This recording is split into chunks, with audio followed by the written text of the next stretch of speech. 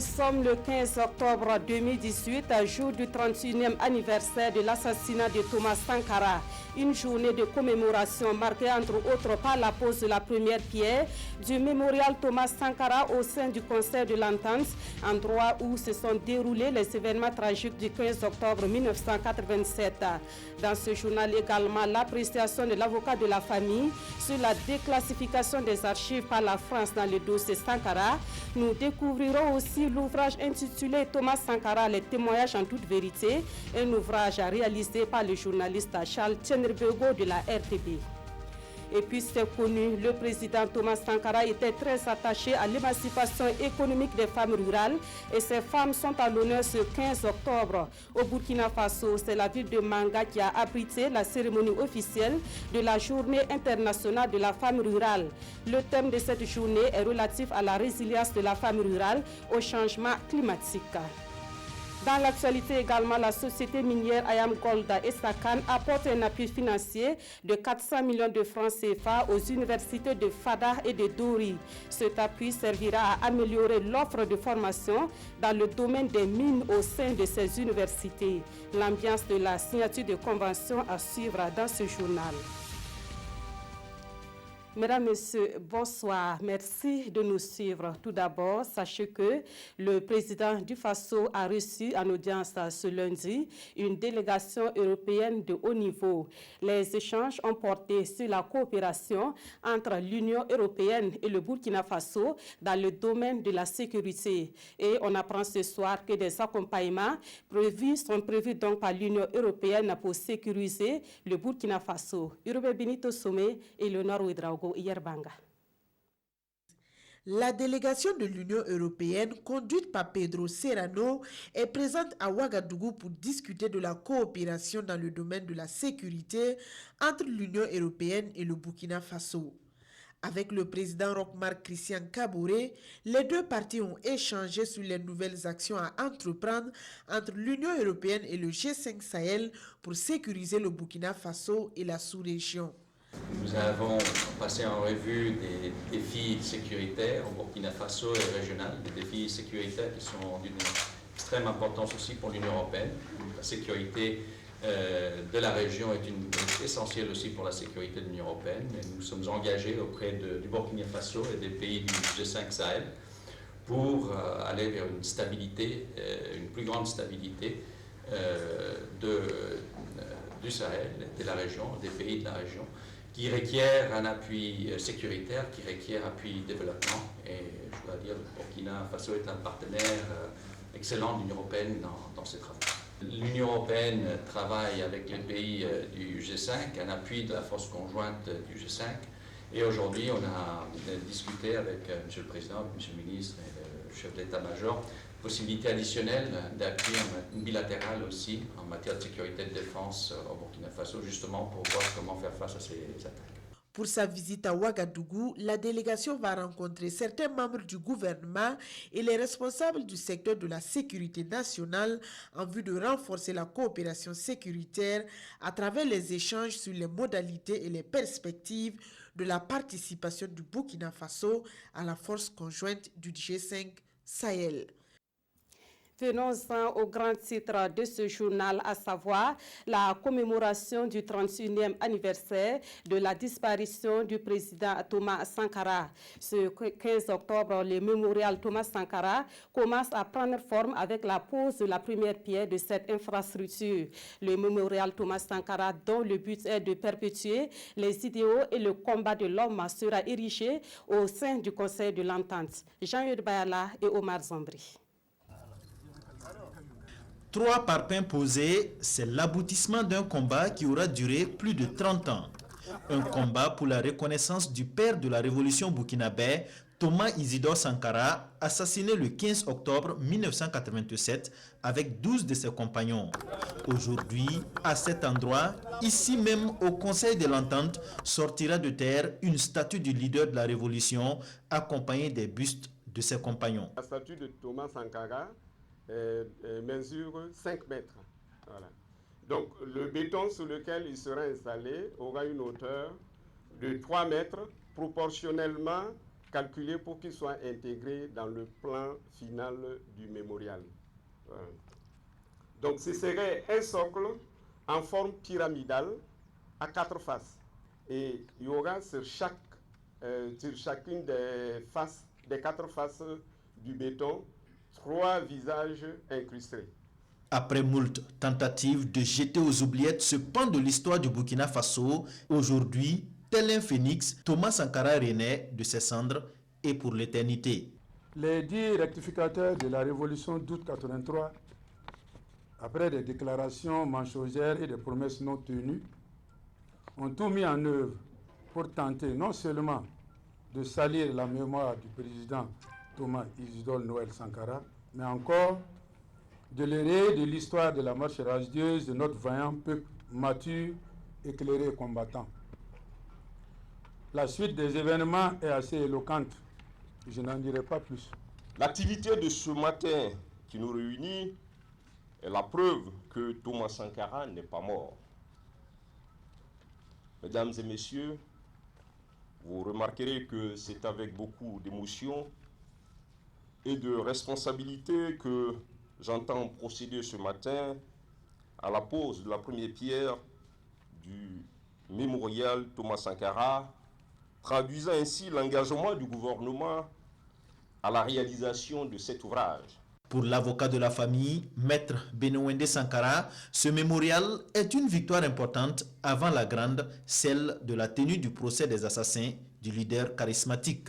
C'est une grande victoire parce que, comme je l'ai dit, c'est perpétuer la mémoire du président Sankara, c'est l'immortaliser, mais c'est aussi permettre aux générations futures de pouvoir se pénétrer de l'ensemble des connaissances et de l'action politique du président Thomas Sankara.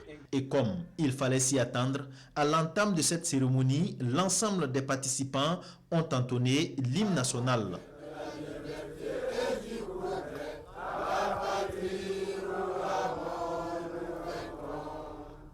Puis une procession vers la maison Burkina, devant laquelle le capitaine a été abattu. Là, un récit fidèle du dernier témoin de la scène, Alouna Traoré, a été lu aux participants et aux journalistes présents à cette cérémonie de pose de la première pierre de la statue géante de Thomas Sankara. À travers elle, les héritiers du capitaine Sankara veulent ainsi oser inventer l'avenir pour les générations futures. Et sur le dénouement judiciaire du dossier Thomas Sankara, une nouvelle lueur d'espoir se dessine avec cette décision de la France. Il s'agit de la déclassification des archives françaises concernant cette affaire. La France montre ainsi sa volonté de ne pas constituer un obstacle pour la manifestation de la vérité dans le dossier Thomas Sankara. Comment cet engagement de la France est-il apprécié par l'avocat de la famille Sankara? Élément de réponse avec Tanga Kafando. Promesse faite, promesse tenue. Le président français Emmanuel Macron a déclassifié une partie des archives françaises sur l'affaire Thomas Sankara. L'annonce a été faite dans la presse et le profane en matière judiciaire s'interroge. De quoi s'agit-il? C'est une déclassification périodique, c'est-à-dire qui couvre la période en amont et en aval du décès du président Thomas Sankara, c'est-à-dire la période qui permet aux enquêteurs éventuellement de s'interroger sur la responsabilité présumée de la France ou de responsables français, dont certains noms ont été surtout cités, de pouvoir en tout cas offrir au juge d'instruction qui est en train d'instruire le dossier à charge et à décharge des éléments d'appréciation de cette implication dans l'assassinat du président Sankara et de ses compagnons. Levée des secrets défense sur une partie des archives.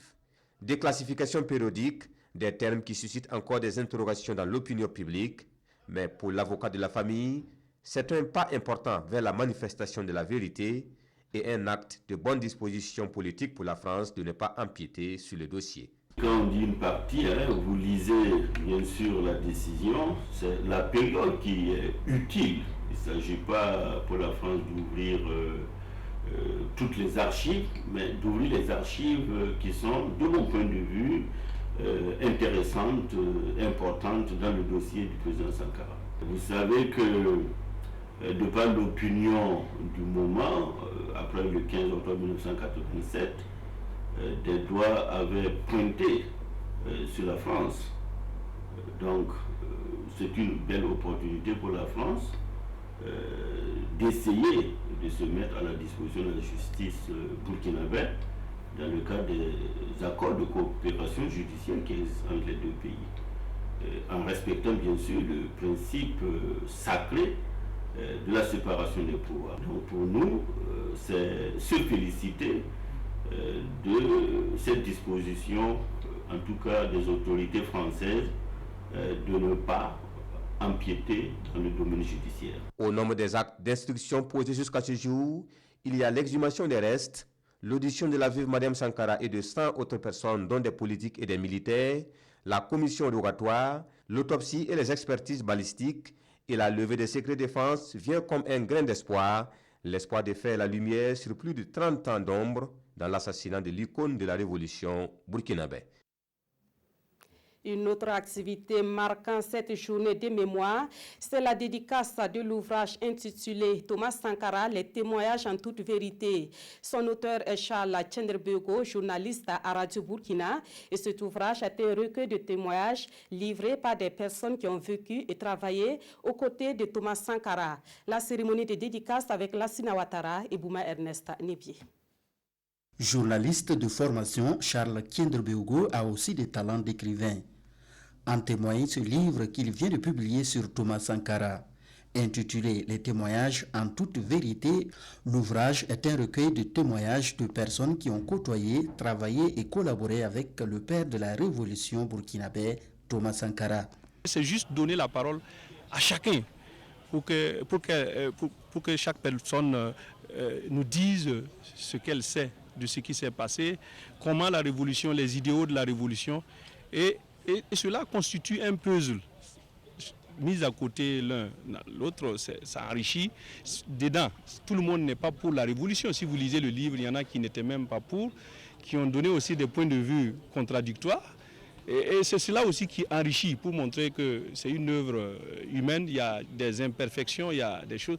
Mais nous voulons que ces témoignages perdurent. Et c'est cela l'objectif de ce livre. Il ne faudra pas que cette mémoire disparaissent, parce que vous savez, la vie d'un homme, c'est limité. Mais ce qui est mis sur écrit, ce qui est mis dans un livre, nos enfants, nos futurs, nos petits-enfants liront. Selon l'auteur, l'idée d'écrire ce livre est venue non seulement de l'émission En toute vérité qu'il anime sur Radio Burkina, mais aussi et surtout de l'amour qu'il a pour cet homme aux grandes idées. La révolution n'était pas venue pour faire des petites choses. C'était des grandes choses. Il voulait par exemple tirer la mer du Ghana jusqu'au Burkina.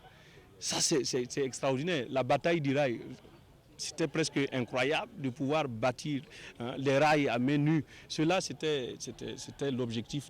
Les masses populaires ont construit des écoles.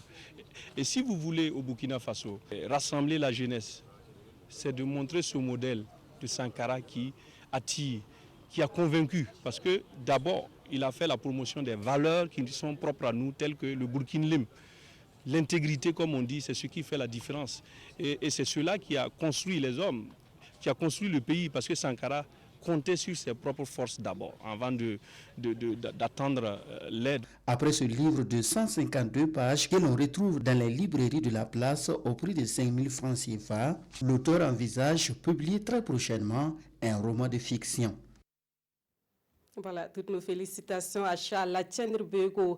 Et dans tout cela, comment la jeune génération apprécie-t-elle l'idéologie de Thomas Sankara plus de 30 ans après sa mort? Cette question, nous l'avons posée à des étudiants de l'université Ouaga 1, professeur Joseph Kizerbo. Un homme modèle, un héros, un patriote ou encore un travailleur. Voici autant de valeurs que la jeune génération attribue à Thomas Sankara. On les suit dans ce micro-trottoir réalisé par Lassina Ouattara et Bouma Ernest Nebié. Ce que je peux dire de Thomas Sankara, c'est que c'était un grand homme politique qui avait une grande influence politique dans la sous-région. Bon, malheureusement, comme on le dit, en Afrique, souvent les gens n'aiment pas la réalité. Thomas Sankara, c'est un homme de vérité. Donc, avec sa politique, il avait une ambition, c'est-à-dire une ambition de développement dans la sous-région. Mais malheureusement, il a été assassiné. Nous retenons que Thomas Sankara était un homme battant, fort. Mais tout ce que nous voulons ici, c'est que qu'on nous éclaircisse plus sur sa mort. Parce que, bon, depuis là, il n'y a pas eu d'éclaircissement ni rien. Sur la mort de Thomas Sankara. Et puis il y a eu toujours, bon, des points d'interrogation. Et ce que nous demandons seulement, c'est qu'il y ait plus d'éclaircissement sur son assassinat. Je porte le t-shirt Thomas Sankara parce que Thomas Sankara, c'est vraiment un modèle à suivre. C'est vrai qu'on ne l'a pas connu, mais les témoignages que nous avons écoutés, nous avons su que c'est vraiment le modèle à suivre. C'est une source d'inspiration de la jeunesse africaine que nous sommes, et surtout burkinabé. Je regrette sa mort. Bon, moi je retiens le Thomas Sankara, que c'est une personne qui cherchait la vérité. Il voulait coûte que coûte savoir la vérité, montrer aux gens ce qu'il dit. C'était quelqu'un d'honnête. Il fut un grand homme, voilà, avec des idéologies que certains n'approuvaient pas, mais voilà, mais qui était quand même en son temps mort. Qui était un homme qui avait beaucoup d'influence dans la sous-région et partout en Afrique, même en Europe. Voilà. Je peux dire que Thomas Sankara aussi, pour dire qu'il n'a pas eu, il n'a pas vécu longtemps, c'est ce qui a été le problème. Voilà. Sinon, Thomas Sankara était l'homme idéal pour le Burkina Faso, avec sa vision. Puisque au temps de Thomas Sankara, on pourrait dire que, bien vrai qu'on était un peu reculé, mais le Burkina, quand même, grâce à lui, hein, par son idéologie, on a eu quand même atteint l'autosuffisance alimentaire. Voilà ce que l'on pouvait dire dans ce journal sur la commémoration du 31e anniversaire de l'assassinat de Thomas Sankara. Nous reviendrons sur d'autres activités organisées dans le cadre de cette commémoration au cours de nos prochaines éditions. Autre titre de l'actualité, aujourd'hui 15 octobre, c'est la journée internationale de la femme rurale. La commémoration de cette journée au plan national met en lumière les femmes de la région du Centre-Sud. Elles se sont mobilisées ce matin à Manga autour du thème « Quelle la stratégie pour une résilience des femmes vivant en milieu rural au changement climatique ?» Siedi Lareyenne et Peggy Ouedraogo. S'il y a un partenaire sur qui on peut compter pour faire du développement en Afrique une réalité, c'est la femme rurale. Exit les clichés qui font d'elle une femme de seconde zone, au mépris du premier rôle qu'elle joue à la perfection au quotidien. Nous travaillons dans le domaine de l'agriculture. Notre association existe depuis 18 ans. Mais cela fait 10 ans que nous nous sommes spécialisés dans le maraîchage. Nous voulons du matériel performant pour booster notre production. Ces femmes pour qui l'agriculture n'a aucun secret attendent plus que les discours. La cérémonie de ce jour marquant la journée commémorative de la femme rurale est ainsi une tribune d'interpellation. Les difficultés que les femmes rurales ont, c'est l'accès au crédit, l'accès à la terre pour être propriétaire terrien. Vraiment, voilà les deux grands problèmes que la femme rurale rencontre. Le Burkina Faso reconnaît une fois de plus que les femmes vivant en milieu rural constituent l'épine dorsale de son économie rurale et partant de l'économie nationale. C'est pour cela qu'une attention particulière leur est réservée en ce jour. Investir sur la femme du secteur rural n'est point une compassion. Au contraire, c'est une question de justice et d'équité. Les femmes rurales représentent un quart de la population mondiale. Au Burkina Faso, elles sont plus de 7 millions à s'investir dans toute la chaîne du secteur agricole. Celles de la région du Centre-Sud peuvent compter sur leur parrain, un opérateur économique. En plus de son investissement personnel, il suivra avec les femmes rurales du Centre-Sud la construction d'une unité économique offerte par la Chambre de commerce et d'industrie. Qu'elles soient en milieu rural ou urbain, les femmes sont très actives dans plusieurs domaines d'activité au Burkina Faso. On les retrouve à la tête de certaines entreprises ou encore dans le secteur agricole. Celles travaillant dans une entreprise basée à Koubri et au bas-fond aménagé de Séguégué dans le BAM ont reçu la visite et les encouragements du ministre en charge de la femme. Le point avec Amadou Ilboudo et Nathalie Sawadgo Nabaloum. La ministre de la Femme sur les traces des femmes chefs d'entreprise dans la commune rurale de Koubri. Nous sommes ici sur le site de l'unité de production de jus de fruits de Alice Ouedraogo, promotrice de Delicio Faso. Cette visite de terrain vise à encourager ces femmes entrepreneurs à persévérer, mais aussi et surtout à inciter d'autres femmes à emboîter le pas. Nous sommes bien heureuses d'être là avec notre équipe, mais surtout c'est de pouvoir inciter les autres femmes, parce que vous savez très bien que cette unité ne pourra pas produire sur le plan national maintenant, que d'autres femmes aussi dans d'autres zones puissent aussi prendre le relais pour qu'on ait une autosuffisance de production déjà pour la consommation en interne et voire aussi pour la sous-région. Donc cette entreprise a été lauréat du prix de l'excellence au féminin. Donc notre département a initié pour encourager les femmes entrepreneurs dans la transformation des produits locaux. Nous allons les accompagner à Lomé pour la foire de Lomé et les prix à gagner. L'entreprise Delicio Faso a une capacité de production de 2000 litres par heure et emploie 80 personnes, dont la majorité sont des femmes. L'entreprise rencontre tout de même certaines difficultés liées à la fourniture d'électricité. Un autre point de visite, ce bas-fond risicole situé dans le village de Séguégué dans le Bas-Zéga. D'une superficie de 50 hectares aménagés, il est exploité par 67 femmes et 42 hommes.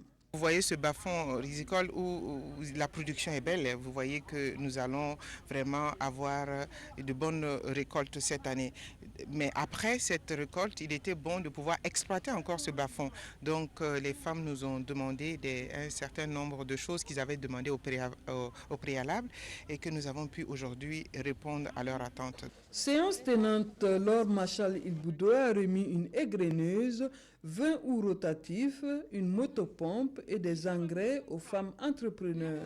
L'ambition du département de Marshal est de faire passer l'indicateur des femmes chefs d'entreprise de 21% à 50%. Elles sont de futures femmes et la journée à elles consacrée est célébrée le 11 octobre de chaque année. Nous parlons ici de la journée internationale de la jeune fille organisée au niveau de Ouagadougou par l'ONG Plan Burkina. La cérémonie qui a mobilisé des jeunes filles de la capitale a été marquée par la transmission de messages sur la santé sexuelle et reproductive. Oscar Soulama et Maïmouna Traori. Un défilé pour dénoncer et interpeller. Une exposition photo sur les grossesses précoces des jeunes filles mariées de force ou violées entre 13 et 15 ans. Le Burkina Faso célèbre ainsi la Journée internationale de la jeune fille. Des jeunes filles qui ont à l'occasion remis des recommandations au ministre de l'Éducation nationale et de l'alphabétisation. Aujourd'hui, donc, il y a des sanctions qui vont jusqu'à l'emprisonnement ferme pour les auteurs, et du reste nous avons commencé à les appliquer, en tout cas pour les cas par exemple de viol ou de situations qui sont revenues, ça a été fait au niveau du MENA. Mais pour nous, il faut aller au-delà. Les sanctions pour nous, c'est effectivement un message pour donc dissuader les auteurs. En plus de l'exposition principale, qui est l'exposition photo axée sur les grossesses précoces en milieu scolaire, l'association burkinabé pour le bien-être familial a sensibilisé sur les méthodes contraceptives. Quand vous regardez ces photos qui sont consacrées aux grossesses précoces, ça vous fait réfléchir. Parce que moi je suis passé voir, et ces photos viennent de tout le monde entier, pas seulement du pays, mais aussi de l'ensemble des autres continents. Nous allons poursuivre avec vous les campagnes de sensibilisation et d'information de toutes les communautés à différents niveaux, pas seulement ici à Ouaga, mais aussi au niveau des communautés, pour que tout le monde soit sensibilisé sur l'importance de ces questions de grossesse précoce, mais aussi d'autres aspects de l'égalité de la jeune fille. Pour mieux créer l'émulation chez les filles à travers leur père modèle dans les villes du Burkina, Plan International a décidé de soutenir l'émission Tableau d'honneur diffusée sur les antennes de la télévision du Burkina. Dans l'actualité également, le procès du putsch de 2015 s'est poursuivi ce 15 octobre avec tout d'abord la fin de l'audition du journaliste Adama Ouedraogo dit Damis. À sa suite et pour la première fois dans ce procès, c'est une femme à la personne de Minata Gelware qui est passée à la barre. Membre du bureau politique du CDP, celle qui plaide non coupable, est poursuivie pour 4 chefs d'accusation. Le compte rendu de Zoubavier David Dabiré et Draman Guidi. Tout semblait pourtant avoir été dit pendant les 2 précédents jours d'audience de Adama Ouedraogo Damis. Un nouvel élément s'invite au débat quand Maître Guy Hervé Kam prend la parole. L'avocat des partis civils affirme que l'accusé avait voulu racheter les engins brûlés des journalistes lors du saccage de la radio Omega FM. Il voulait ainsi effacer toutes les traces de la soldatesque. Damis prend la parole. Ce que Maître Kam ne sait pas, là où il se cache, c'est là-bas moi je dors, précise le journaliste avant d'expliquer. C'est un ami homme d'affaires qui m'a appelé et s'est proposé de payer des motos aux journalistes de Omega dont les engins sont partis en feu. Je l'ai signifié au rédacteur en chef de la radio. Peu après, le fondateur de la radio, en l'occurrence Alpha Bari, m'a appelé pour décliner l'offre. Maître Pierre Yanogo et son collègue Guy Hervé Kam soutiennent que Damis, de par ses actes posés, a participé à la préparation et à la consommation du coup d'État. L'accusé qui est en face de vous, Monsieur le Président, est un exemple type de criminel irrépenti, affirme Maître Kam. Damis répond, tous les développements de Maître Kam et de Maître Yanogo, je les considère comme des élucubrations d'avocats aux abois. En guise de dernier mot, Adama Ouedraogo Damis supplie le tribunal en ces termes. Le plus grand honneur d'un juge, c'est d'acquitter un innocent comme moi. Un autre journaliste est appelé à la barre. Lassina Ouedraogo a été expéditif. L'arrêt de renvoi ne précise aucune charge à son encontre. Le tribunal se déclare incompétent et l'accusé rejoint sa place. Minata Gelware est appelé à la barre. Le 16 septembre, après la prise d'otage des autorités de la transition, l'accusé entend un leader d'OSC dans une radio appelant les populations à sortir massivement pour exiger la libération de ces autorités. Minata Gelware, en tant que deuxième secrétaire chargé des OSC et des mouvements associatifs du CDP, monte au créneau. Elle rédige un communiqué à la sauvette pour appeler les populations à rester chez elles au risque de se faire tuer inutilement pour des questions militaires. Arrivée à Omega FM, elle s'est faite enregistrer croyant qu'elle était en direct. Le lendemain, elle entend le communiqué du colonel Bamba annonçant la naissance du CND pour l'inclusion. Vite, un mouvement est né, le mouvement pour la rectification de la démocratie. À la tête de ce jeune mouvement, Minata Gelware pond vite un deuxième communiqué appelant des jeunes à sortir massivement pour l'inclusion. Elle repart avec son groupe à Omega FM, on lui réserve le même sort. Le 21 septembre, Minata Gelware devient agent de renseignement du RSP. Sous les ordres de l'adjudant-chef Rambo, elle se rend sur la route de Zorgo en vue de prendre la position des troupes qui montent sur Ouagadougou.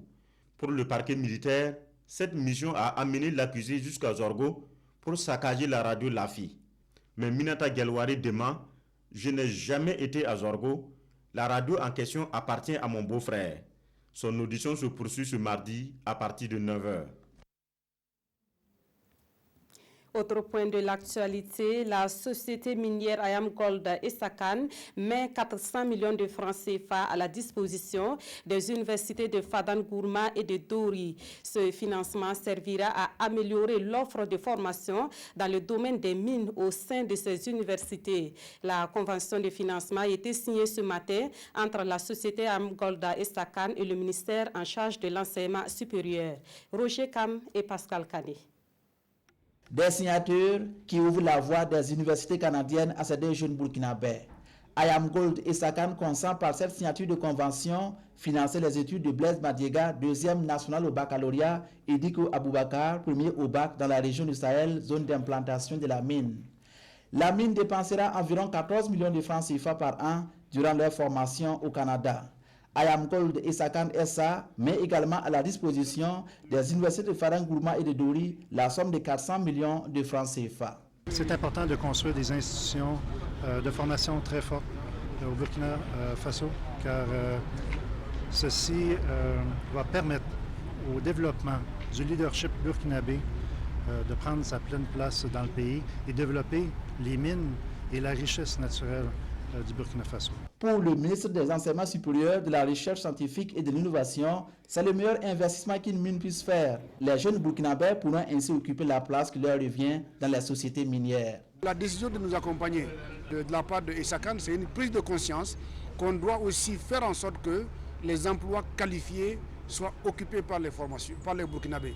Mais ces emplois ne peuvent être occupés que lorsqu'on s'offre les moyens de former des gens et d'avoir des universités qui sont à l'écoute des attentes des mines pour mettre à leur disposition des personnes bien qualifiées. Au passage, le directeur général de ESACAN SA note que sa mine contribue au-delà des salles de classe à la formation de centaines de jeunes burkinabés sous forme de stage. Cette année encore, sa société recevra une dizaine de candidatures dans ce sens. Intéressons-nous à présent au projet 1 du programme de renforcement de la résilience à l'insécurité alimentaire et nutritionnelle au Sahel.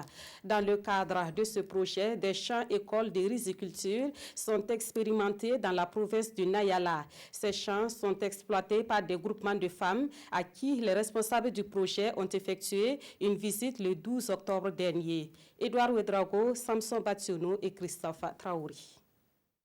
Ripadis sur une superficie d'environ 1 hectare. Nous sommes dans un champ expérimental à To, un village de la commune de Toma dans le Nayala.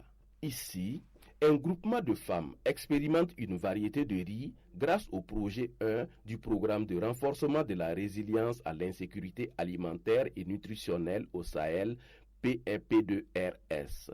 Ces femmes reçoivent la visite des partenaires et des autorités régionales.